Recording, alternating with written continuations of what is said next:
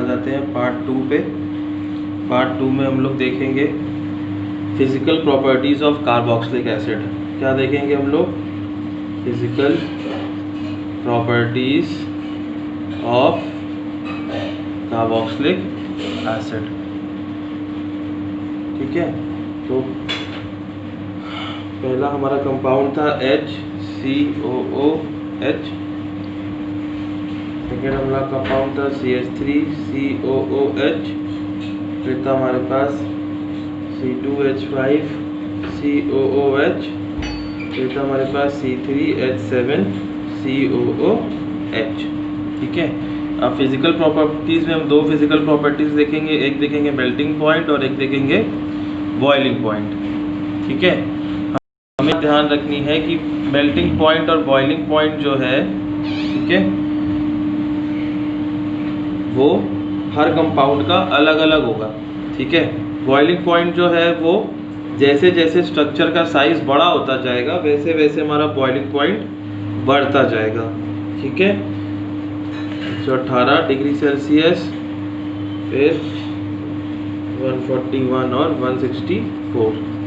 ठीक है, तो बॉइलिंग पॉइंट देखिए जैसे जैसे स्ट्रक्चर बड़ा होता जा रहा है वैसे वैसे बॉइलिंग पॉइंट भी बढ़ता जा रहा है।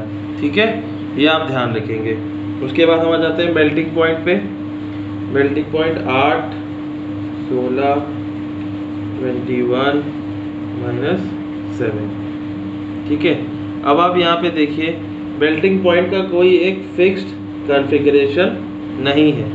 ठीक है, अगर हम इस एक्सेप्शन को छोड़ दें तो मेल्टिंग पॉइंट का कोई फिक्स्ड कॉन्फ़िगरेशन नहीं है। ठीक है, बट तब भी हम एक तरीके से ये कह सकते हैं कि मेल्टिंग पॉइंट जो है जैसे जैसे स्ट्रक्चर छोटा होता जा रहा है वैसे वैसे मेल्टिंग पॉइंट बढ़ता जा रहा है। इसका स्ट्रक्चर छोटा है, इसका मेल्टिंग पॉइंट सबसे ज़्यादा है। ठीक है, क्योंकि ये बाकी जो दो वैल्यूज़ हैं वो हमारी माइनस में है। ठीक है, मतलब 0 डिग्री सेल्सियस से नीचे हैं। ठीक है, तो हम लोग 0 डिग्री से 8 डिग्री की तरफ जा रहे हैं, तो मतलब स्ट्रक्चर जो है वो जितना छोटा होगा उसका मेल्टिंग पॉइंट उतना ज़्यादा होगा। तो एक तरीके से मेल्टिंग पॉइंट और बॉइलिंग पॉइंट दोनों एक दूसरे के ऑपोजिट हैं। ठीक है, ये आपको ध्यान रखना पड़ेगा। उसके बाद चलिए ये भी हमारा ख़त्म हो जाता है फिजिकल प्रॉपर्टीज़। अब हम लोग कार्बोक्सिलिक एसिड की नेक्स्ट चीज़ पे आते हैं। नेक्स्ट चीज़ ऑफ कार्बोक्सिलिक एसिड हम क्या करेंगे? We will study its chemical properties. ठीक है, हम लोग आ जाते हैं chemical properties of carboxylic acid. ठीक है, केमिकल प्रॉपर्टीज़ में ये देखिए 2-3 रिएक्शन वेरी वेरी इंपॉर्टेंट है। सबसे पहला है हमारी सॉल्ट फॉर्मेशन। ठीक है, मतलब कि नमक का बनना। तो हम एसिटिक एसिड लेते हैं CH3 C double bond O single bond OH, उसकी हम रिएक्शन कराते हैं NaOH के साथ। ठीक है, तो हमें रिएक्शन के बाद मिलता है sodium acetate. CH3 C double bond O ऐसे ही रहेगा ये। ठीक है, और इसकी जगह आ जाएगा ONA। ठीक है, मतलब ये वाला हाइड्रोजन निकल जाएगा और इसकी जगह सोडियम आ जाएगा, तो इसका नाम हो जाएगा सोडियम एसीटेट। ठीक है, सेकेंड हमारी जो प्रॉपर्टी है that is formation of acid halides. ठीक है, फॉर्मेशन ऑफ एसिड हैलाइड्स। ठीक है, यहाँ पे हम फिर से रिएक्शन कराएंगे किसकी? एसिटिक एसिड की, CH3 C double bond O single bond OH, और इसकी हम रिएक्शन कराएंगे PCl5 से। ये ध्यान रखिएगा, इम्पॉर्टेंट है PCl5। ठीक है, तो हमारा जो कंपाउंड बनेगा वो बनेगा CH3 C double bond O, ठीक है, Cl। ठीक है, ये OH हट जाएगा और एक इसकी जगह क्या आ जाएगा? क्लोराइड। ठीक है, तो हम इसको क्या बोलेंगे? Acetyl chloride. Acetyl chloride.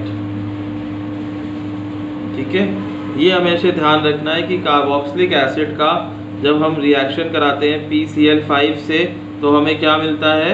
Acetyl chloride. ठीक है, ये आपको बहुत बात आपको ध्यान रखनी है। ठीक है, उसके बाद एसिड हैलाइड में सेकेंड रिएक्शन एक और है। पहला तो हमने रिएक्शन कराई इसकी PCl5 के साथ। ठीक है, PCl5 के साथ हम इसकी फिर से रिएक्शन करा सकते हैं। PCl5 जहाँ पे लिखा था उसको हटा के हम इसकी रिएक्शन करा सकते हैं SOCl2 के साथ भी। ठीक है, तो SOCl2 के साथ भी हमको सेम चीज़ मिलेगी, CH3C double bond O single bond Cl, acetyl chloride. इसका मतलब है SOCl2 और PCl5 का काम एक ही होता है। ठीक है, तो यहाँ पे दोनों हमको क्या देंगे, acetyl chloride. This is very very important. ठीक है, इसके बाद हम लोग नेक्स्ट प्रॉपर्टी पे आ जाते हैं। ठीक है, that is reaction of carboxylic acid with silver. ठीक है, ये हमारा ये दो रिएक्शंस हमारी फिनिश ऑफ हो चुकी हैं। ठीक है, इसके बाद हम आ जाते हैं, अगर हम सिल्वर को ले लें, अगर हम यहाँ पे ले लें CH3C तीसरी CH3 double bond O AG। ठीक है, अगर हम यहाँ पे ले लेते हैं सिल्वर एसीटेट, क्या ले लेते हैं हम, सिल्वर एसीटेट, और उसकी हम रिएक्शन कराते हैं ब्रोमीन के साथ। ठीक है, तो हमको यहाँ पे क्या मिलेगा, CH3Br plus AgBr plus CO2। ठीक है, और इस रिएक्शन, ये इसलिए इम्पोर्टेंट है क्योंकि इस रिएक्शन का नाम है, दैट इज हंस डाइकर रिएक्शन। ठीक है, क्या नाम है इसका, हंस डाइकर रिएक्शन।